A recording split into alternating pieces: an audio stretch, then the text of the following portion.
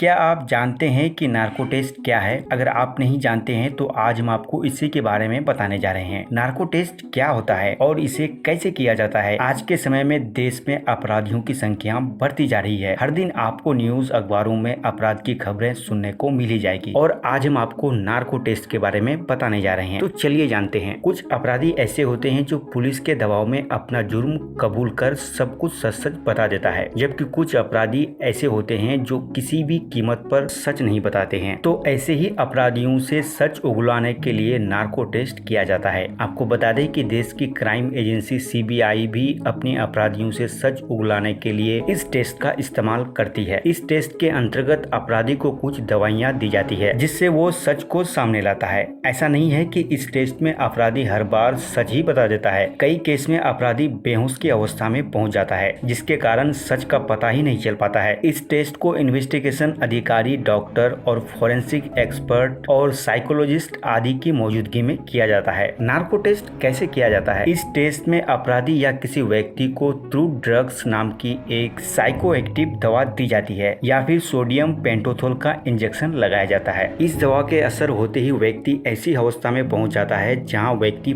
पूरी तरह से बेहोश भी नहीं होता और ना ही पूरी तरह से होश में रहता है। यह इन दोनों के बीच की स्थिति होती है जिसमें व्यक्ति ज्यादा बोल भी नहीं पाता है। इन दवाइयों के असर से ही कुछ समय के लिए व्यक्ति के सोचने समझने की क्षमता कम होती जाती है और इसी स्थिति में उस व्यक्ति को प्रश्न पूछे जाते हैं और उसका एक टेस्ट लिया जाता है। चूंकि व्यक्ति के सोचने समझने की क्षमता कम हो जाती है, इसी कारण वो सवालों का जवाब घुमा फिरा के नहीं दे सकता है, यानी वो काफी हद तक सच बोलता है। आपको बता दें कि झूठ बोलने के लिए ज्यादा दिमाग का इस्तेमाल होता है, जबकि सच बोलने के लिए कम दिमाग का इस्तेमाल होता है, क्योंकि जो सच होता है वो आप आसानी से बता सकते हैं, लेकिन झूठ बोलने के लिए दिमाग को इस्तेमाल करते हुए घुमा फिरा के बात बनानी पड़ती है। आधी बेहोशी की अवस्था में आदमी ना चाहते हुए भी सच बोल देता है और यही नार्को टेस्ट का मुख्य काम होता है। यहाँ पर व्यक्ति से सच ही नहीं उगलाया जाता बल्कि उसके शरीर की प्रतिक्रिया भी देखी जाती है। कई केस में सिर्फ यही पता करना होता है कि व्यक्ति उस घटना से जुड़ा हुआ है या नहीं। ऐसे केस में व्यक्ति को कंप्यूटर स्क्रीन के सामने रखा जाता है और उसे कंप्यूटर स्क्रीन पर विजुअल दिखाए जाते हैं। पहले तो नॉर्मल विजुअल जैसे कि फूल, पत्ते, पहाड़ आदि दिखाया जाता है। इसके बाद उसे उस केस से जुड़ी तस्वीर दिखाई जाती है। फिर व्यक्ति की बॉडी के रिएक्शन चेक किया जाता है। ऐसी अवस्था में अगर दिमाग और शरीर अलग अलग प्रतिक्रिया देता है तो इससे पता चल जाता है कि व्यक्ति का उस घटना से ताल्लुक है। आपको बता दें कि नार्को टेस्ट से पहले व्यक्ति का शारीरिक परीक्षण किया जाता है। उसकी उम्र, सेहत, जेंडर के आधार पर उसको नार्को टेस्ट की दवाई दी जाती है। कई बार दवाई के अधिक डोज के कारण यह टेस्ट फेल भी हो जाता है, इसलिए इस टेस्ट को करने के लिए कई जरूरी सावधानियां बरतनी होती है। तो अब आप अच्छे से समझ गए होंगे कि नार्को टेस्ट क्या होता है। उम्मीद करते हैं कि ये वीडियो आपको अच्छा लगा होगा। ऐसे ही और वीडियोस पाने के लिए हमारी इस चैनल को आप सब्सक्राइब भी कर सकते हैं। साथ में बेल आइकन को भी प्रेस कर दें ताकि मैं जब भी कोई वीडियो डालूं तो आपके पास नोटिफिकेशन